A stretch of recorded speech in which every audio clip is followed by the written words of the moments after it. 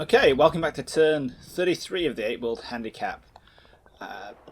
It's got a little bit more interesting in the last turn. We saw we started to get a few more infantry contacts down here. These two probable BTR contacts are kind of solidifying up. They're not jumping around so much. And we probably spotted some infantry down here, which makes sense based on all the dispositions and things.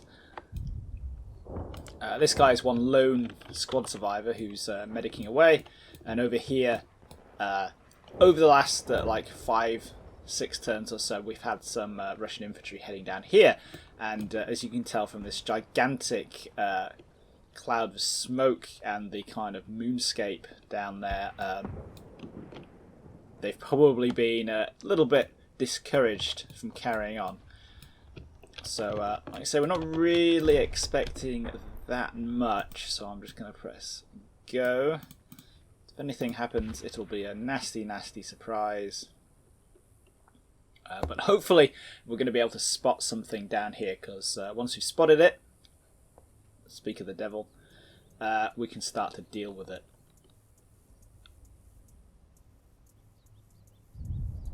Whether that's going to involve dropping artillery on top of it, or manoeuvring to try and kill it. And ooh, looks like we've had some fire going out over there. Yeah, that's gonna need a bit of a much closer look. And ooh, hello, there's a BTR.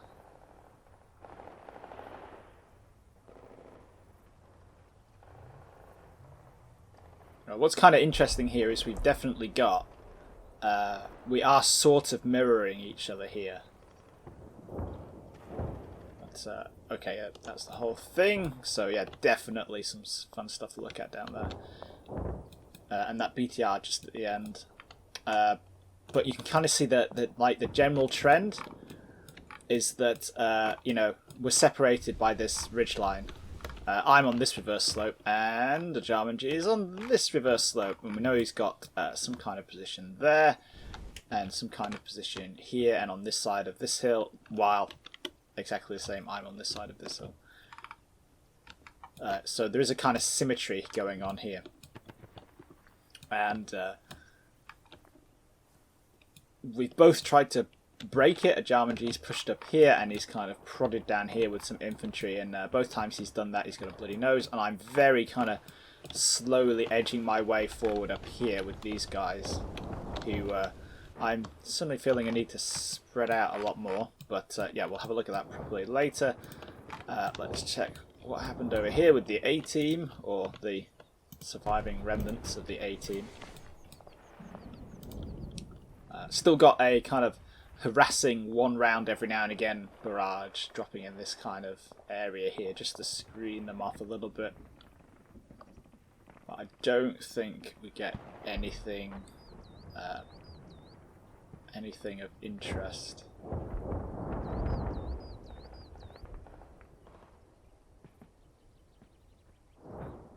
We've pretty much just got the smoke clearing, and oh, here we go. Surprise! It's a little 155 airburst there.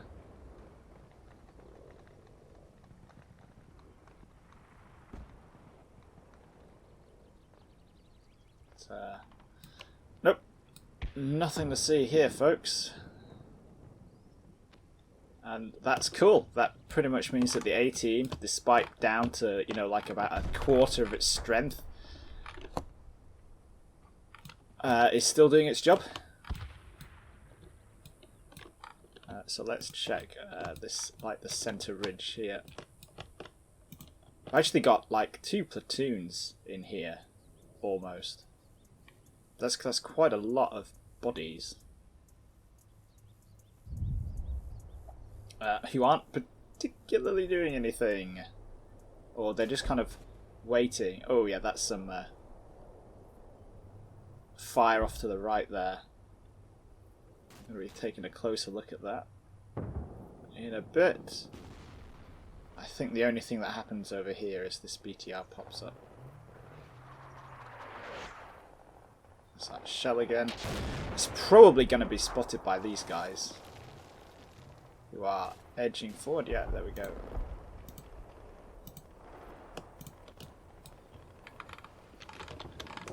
So once again, we've had our looks clear. Enemy vehicle! you know, random lines from the AI sometimes end up being hilarious like that. I don't think they're going to do that again. On me. Got a light armored vehicle inbound! Nope. That was classic though. Right, so, you know, we're going to lose sight of this BTR in a second, I reckon. But it is... It's sat there covering... Down that way. Okay.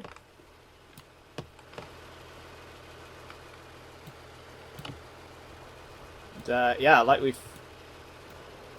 It's just the stuff we've been dealing with all game, and it's a heavy machine gun and a light machine gun. You know, 8-wheeled coffin, just like the Stryker, pretty much. Or comparable, except the Stryker doesn't have a coax. We might be able to arty that. That's quite close to that TRP, isn't it? And of course, those guys were walking along, and on the ridgeline, they've doing the hunt command, so they're going to stop when they see an enemy unit. And you know, that's what's happened. They've seen it, they've gone to ground, and now it's out of sight because they've dropped down onto the reverse slope. So let's look at it from this BTR's point of view. See, there we are, that's where they were when they spotted it. And they spotted it, they've gone down, and they can't see them anymore. It's a nice little safety feature. I think, yeah, we moved these guys forward as well. Just one square, because last time they were here, they... Ooh, hello! I think we spotted them. So these were the guys who shot us before, so a PK team.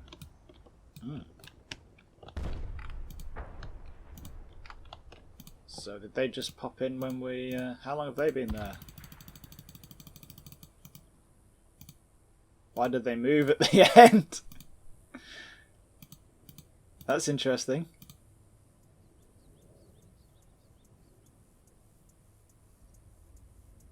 Creepy. I'm not sure if you can actually see them. How do I know there's dead people there? But yeah, so Russian platoons tend to be, you know, 3 rifle squads, a PK team, and a sniper team. So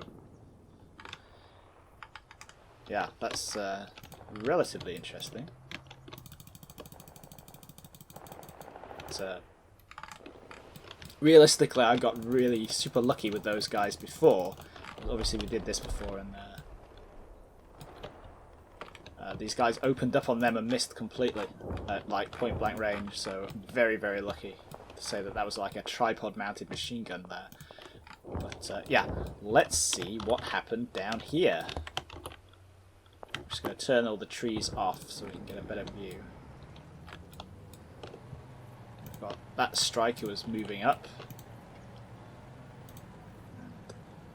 Little pop-up contact there. Oh, almost. I think that is just our, just that crewman again, hiding in the crater. Yeah. Cowering in the crater at the moment. And boom. That's another MG.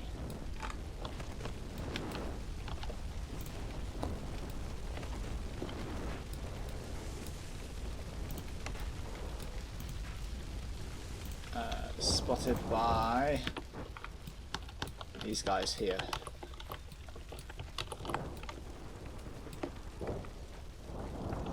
Yeah, so again, that's like a good defilade position. Good spot for an MG. Doesn't look like he's got it set up on the tripod though. But yeah, you know, you can kind of see that we're gonna have to find a way to deal with this, because if we carry on through there, they're just gonna get like shot up from the flank. We're not gonna be able to do very much about that. But we might have changed the changed Ivan's mind about some things here.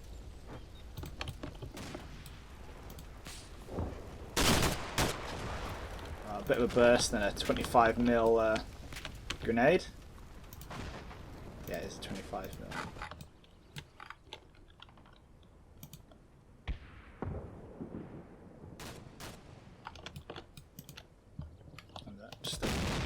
Oh, that was just ammo cook-off on that BTR.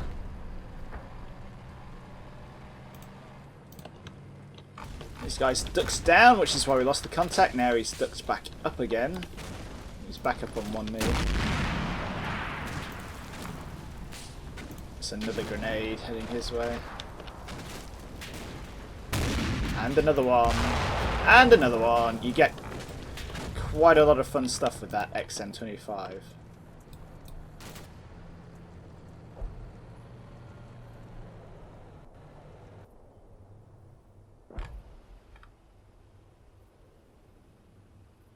Right. Let's just do another quick check, see if I missed anything. Yeah, these contacts are still bumping about. It makes more sense for the BTRs to be back here.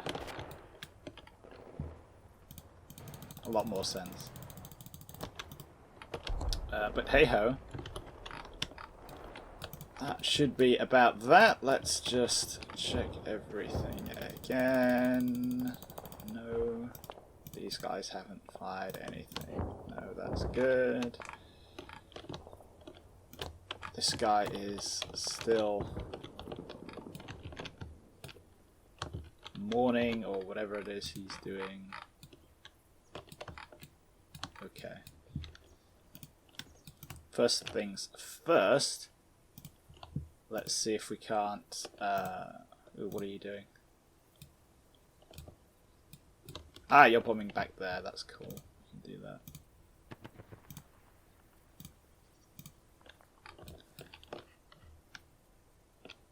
Let's see if we can't put a precision arty barrage on. Oh, it's just too far away. Gutted.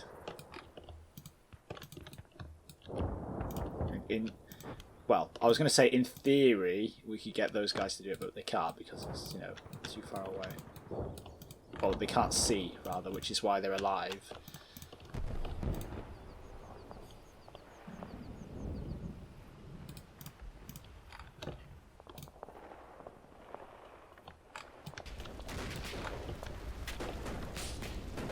So we can't quite tempt... let's see, how hull down is that Stryker there?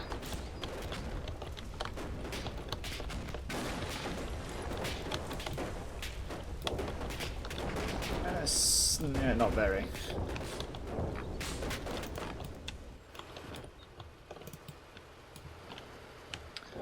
But yeah, you know, all that stuff I said about the Mark 19 being a bit crap, I'd kind of like a Mark 19 now. Just to like shoot the snot out of this tree line. But yeah.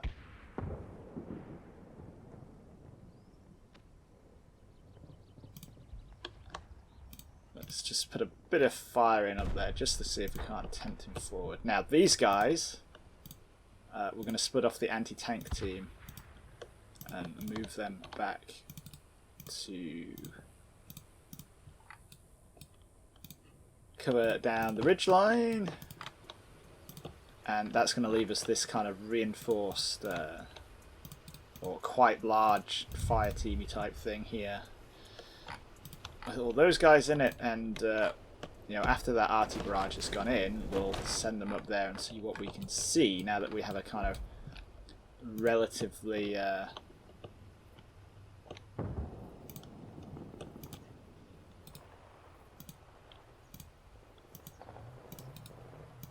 well, we're going to be capable of putting some supporting fire. We can't really, can we?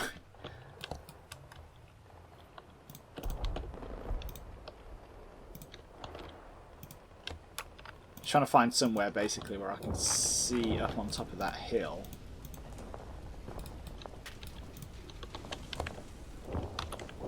So they can go there, but they're probably going to be a bit exposed to anything down there, which may include BTRs. Which is obviously not fantastic. But I'm not 100% sure we can really see anything from anywhere else. So you can't see anything that way because of the trees.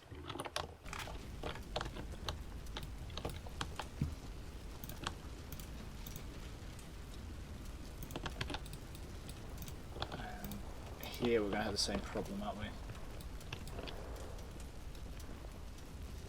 We can sort of, but not quite see it there. I'm going to whack them in there because they can see. And if we get reaction, then excellent, because we'll know what we're going to shoot at.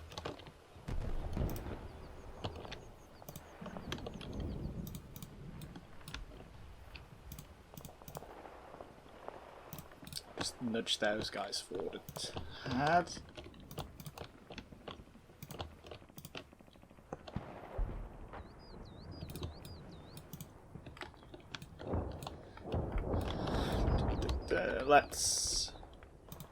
Yeah, arty-wise, let's cancel this long mission here. We can always put it back on. You're very flexible here, but you know, a couple of rounds Check fire!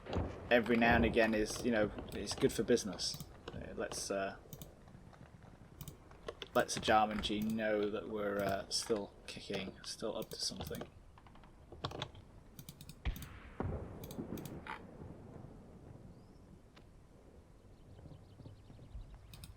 Try and get that gunner back somewhere where he can get eyes on the T90 up there. But the Stryker, yeah, these guys are just about ready to get in there, and we'll shuffle those guys over here. I'm not particularly keeping my platoons together here. I'm going to have, like, you know, this platoon plus two of the squads, or one squad from each of the other platoons over here. I'm not sure that's that big a deal, because they are super connected. You know, they've all got radios, and the Strikers have all got PDAs and all kinds of stuff like that. So, you know, it's not a particularly big deal if they're not, like, in close proximity, or if they go and operate with another platoon.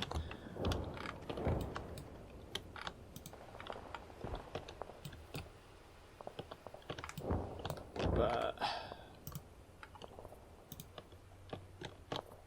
let's really see if we can't.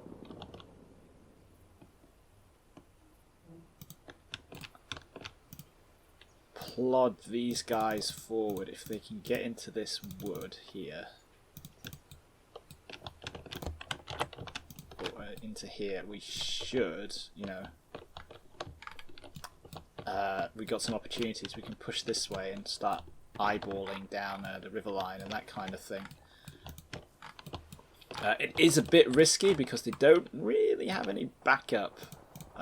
We could probably bomb stuff down here, but again, this is a kind of reverse slope problem. And yeah, just gotta deal with it pretty much.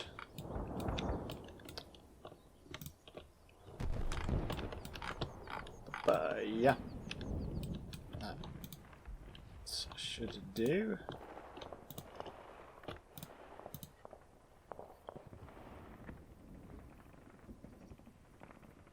Let's see if that Stryker there sees anything.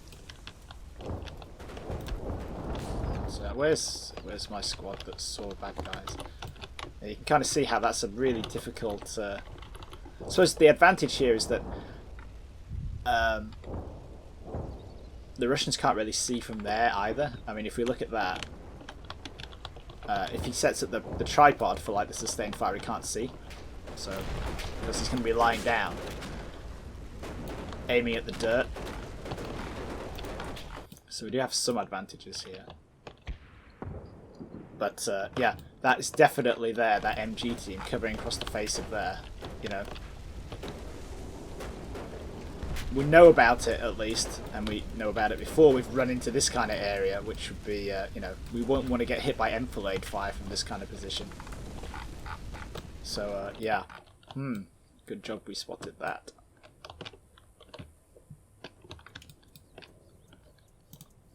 I feel like I might need a...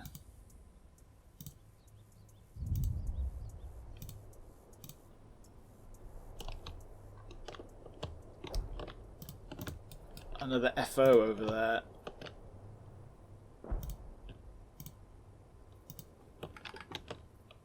So, yeah, we could plod this FO, and we could whack him up here. So we got a little bit of faster fire support. We can kind of cover the other side with the TRP, but the far side, that kind of corner there, not so much. But yeah. That will do. Let's see what we get out of the next turn. Our javelin guy is kind of getting less tired, which is good. Because if I can, I want to kill that T-90. I'm very scared of the tanks here. But yeah. Can't tell if that's lots of thinking or average thinking. I hope that's just like minimal thinking.